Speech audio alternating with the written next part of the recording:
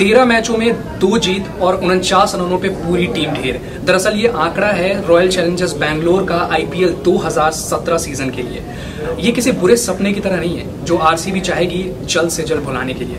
इसी पर हमारे साथ बात करने के लिए राजेंद्र हैं। राजेंद्र, आपका बहुत बहुत स्वागत है। जिस तरह से आरसीबी का परफॉर्मेंस रहा आईपीएल 2017 सीजन में, तो कहीं ना कहीं कई ऐसे कारण हैं कि आरसीबी 2017 के आईपीएल सीजन में फेल हुई।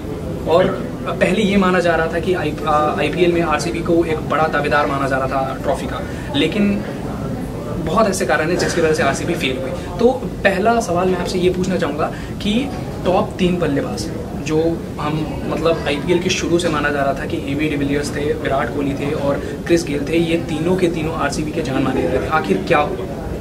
देखिए, पहले तो डिविलियर्स चोटिल रहे और विराट कोहली भी खुद पहले शुरुआती 4 मैच नहीं खेल सके। उनके अलावा केएल राहुल फिलहाल पूरा आईपीएल सीजन से ही बाहर हो चुके हैं चोट के कारण। और देखिए, अगर पिछले जो आईपीएल था 2016 का, तो उसमें 973 रन विराट कोहली ने बनाए थे अकेले, और इसके साथ ही वो टॉप पे रहे थे सर्वश्रेष्ठ बल्लेबाजों में रन बनाने के मामले में। और लेकिन इन अभी जो हाल फिलहाल जो सीरीज जो सत्र चल रहा है, उसमें 9 मैचों में इस कप्तान ने महज 250 रन बनाए हैं। जो वनडे में भारतीय टीम की बात करें, अंतर्राष्ट्रीय क्रिकेट की, तो वनडे में वो बेहतर प्रदर्शन कर रहे हैं। 2016 सीजन उनके लिए बहुत बेस्ट रहा। बिल्कुल शतक पे शतक मार रहे हैं। लेकिन जहां अब आईपीएल में इस बार उनसे खासा उम्मीद की जा रही थी, उसमें वो बिल्कुल नाकाम साबित हुए। उनके अलावा हम क्रिस गेल की अगर बात करें तो 8 मैचों में 152 रन, और यही कारण है कि उन्हें कुछ मैचों में ड्रॉप भी किया गया। 5 मैचों में उन्हें ड्रॉप करना पड़ा टीम को। तो ये इस प्लेयर ने जिससे उम्मीद थी कि चौके और छक्के की बरसात करेगा, वो नहीं सिर्फ 152 रन ही बना पाया। और कहीं ना कहीं ये भी कारण माना जा रहा है कि टॉप 3 जो बल्लेबाज हैं, इनकी वजह से कहीं ना कहीं आरसीबी जो है वो बहुत पीछे छूट गई। अभी पॉइंट्स टेबल में आखिरी है, और शायद ये माना जा रहा था कि टीम जीत सकती थी ट्रॉफी। यहाँ तक कि बीच के मैचों में ये भी माना था कि टीम वापसी कर सकती है और प्लेऑफ में पहुंच सकती है, लेकिन ऐसा नहीं हो पाया। तो दूसरा मेरा सवाल आपसे ये है कि बेंगलोर का जो एम चिन्नास्वामी स्टेडियम काफ़ी तेज़ है, आउटफील्ड काफ़ी तेज़ माना जाता है, और पिचेस भी जो तैयार की गई थी बैट्समैन के लिए तैयार की गई थी, लेकिन कोई भी बैट्समैन नहीं चला। अपने घरेलू मैदान पर ही आरसीबी के बैट्समैन परफॉर्म नहीं कर रहे। तो वही है कि फैंस को उम्मीद थी, बहुत ज़्यादा थी। तो मैदान बहुत छोटा था, तो लोगों को लगा कि गेल से उन्हें काफी छक्के चौके बरसात देखने को मिलेगी। डिविलियर्स जो सिर्फ 9 मैचों में 200 रन बना सके, वो कोई खासा इस मैदान का फायदा नहीं उठा सके। तो कोई इसका फायदा नहीं हुआ। आउटफील्ड इसकी तेज रही, कोई खास फायदा नहीं हुआ। मतलब बेंगलोर एक तरह से इस का फायदा, जिस तरह से पिच तैयार की गई उस हिसाब से कोई उसका वो फायदा उठा नहीं पाई थी। वहीं कॉम्बिनेशन प्रॉब्लम, मैं आपसे तीसरा सवाल ये पूछना चाहता हूँ, जो कॉम्बिनेशन प्रॉब्लम था आरसीबी का, वो भी काफी सवालों के घेरे में रहा था। जैसे कि ओपनिंग जो थी, ओपनिंग को लेकर आरसीबी ज्यादा मतलब डाउट में थी कि हम क्या कर सकते हैं। ओपनिंग को बार बार फेर बदल हो रहा था। वहीं डिविलियर्स और विराट कोहली को खिलाने के ऊपर भी ये चीज हो रहा था कि पहले किसको भेजा जाए।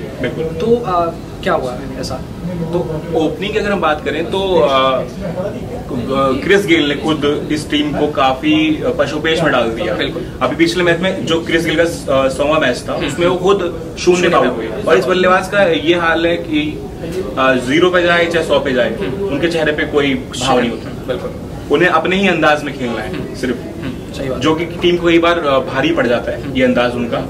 तो इस वजह से काफी जो ओपनिंग रही है इनकी, उसमें बार बार बदलाव करना पड़ा। वहीं इनके परफॉर्मेंस को देख के ये भी माना जा रहा है कि शायद क्रिस गेल का ये आखिरी आईपीएल सीजन हो सकता है। जी, तो क्या पर निराश होने की बात नहीं है फैंस को।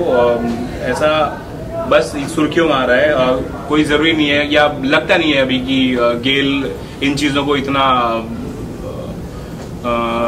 इस तरीके से लेंगे। वो इन चीजों को काफी लाइटली लेते हैं, और उनका अंदाज ही इस तरह से खेलने का है। हर यहाँ तक कि आप वर्ल्ड कप की बात करें, T20 वर्ल्ड कप की, उसमें भी उनका यही तरीका था खेलने का। उन्हें इन चीजों का कोई असर नहीं पड़ता खास। मिचेल स्टार्क की नामौजूदगी में टाइमल मिल्स को 12 करोड़ रुपए में खरीदा गया था, लेकिन टाइमल मिल्स सिर्फ 5 विकेट ले सके। और कहीं ना कहीं तेज अटैक माने जा रहे थे रॉयल चैलेंजर्स बैंगलोर के, लेकिन वो भी सक्सेसफुल नहीं हो पाए। तो आखिर क्या कारण हुआ ये? टाइमल मिल्स ने 5 मैचों में अभी तक वो सिर्फ 5 विकेट ले पाए हैं। और उनके अलावा अगर हम उसके स्पिनर की बात करें तो उनसे बेहतर वो परफॉर्म कर रहे हैं। बिल्कुल। जो कि जिनमें से अगर हम भारतीय की बात करें, युजवेंद्र चहल जो 14 विकेट ले चुके हैं, और पवन नेगी उन्होंने भी 13 विकेट लिए हैं, और सैमुअल बद्री की अगर बात करें तो वो 9 विकेट ले चुके हैं। तो जो ये टीम तेज गेंदबाजों के भरोसे उतरने की कोशिश कर रही थी या सोच रही थी कि ये हमें सफलता दिला पाएंगे, वो खासा कामयाब साबित नहीं हुए इसमें। तो वही लगता है कि आने वाले सीजन में जो अगला सीजन होगा उसमें तो पूरी टीम शफल होगी, पूरे प्लेयर शफल होंगे। तो आरसीबी शायद ये किसी चीज़ के साथ, एक बुरे सपने के साथ शायद इसको बुलाना चाहेगी कि अभी तक का सबसे बेकार जो परफॉर्मेंस था आईपीएल का 2017 का सबसे बेकार परफॉर्मेंस था। तो आपका बहुत बहुत धन्यवाद हमसे बात करने के लिए। फिलहाल के लिए इतना ही। खेल जगत से और जुड़ी हुई खबरों को देखने के लिए देखते रहिए जनसत्ता.com।